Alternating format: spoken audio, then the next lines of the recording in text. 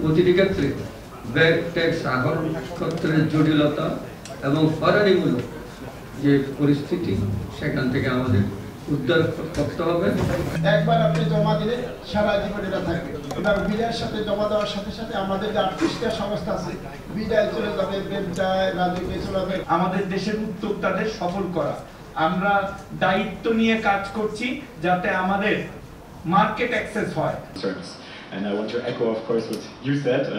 VAT tax সংগ্রহের নামে হয়রানির শিকার হচ্ছে উদ্যোক্তারা। বিভিন্ন সনদ জমা ও আনুষঙ্গিক খরচ বাড়ায় সূচকে পিছিয়ে পড়ছে দেশ। মঙ্গলবার এফবিসিসিআই আয়োজিত বাণিজ্যে বাধা বিষয়ক সেমিনারে এসব অভিযোগ করেন এফবিসিসিআই এর সভাপতি মাহবুবুল আলম। প্রতিটি ক্ষেত্রে ভ্যাট ট্যাক্স আহরণ ক্ষেত্রে জটিলতা এবং হয়রানিমূলক যে পরিস্থিতি সেখান থেকে আমাদের উদ্ধার করতে হবে। অনেক সময় ইজ অফ ডুইং এবং কস্ট অফ ডুইং বিজনেস দুইটাই কিন্তু তারা বেশি হচ্ছে। নগদে 500 টাকা বা তার বেশি পেমেন্টে পেতে পারেন ঢাকায় জমিসহ 20 কোটি টাকার পুরস্কার।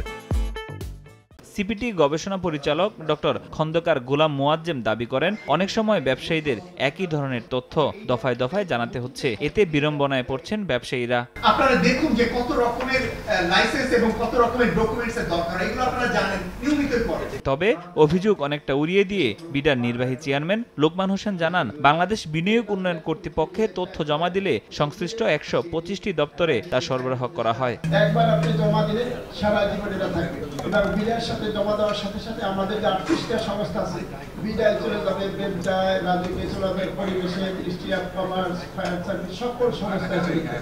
বাণিজ্য প্রতিমন্ত্রী বলছেন, দেশের ব্যবসা বাণিজ্যের প্রসারে আমদানি ও রফতানিকে সমান গুরুত্ব দিচ্ছে সরকার।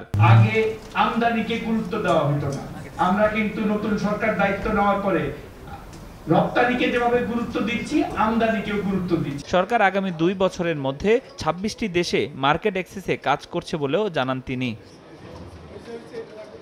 ফরহাদুর রহমান, সময় সংবাদ, ঢাকা।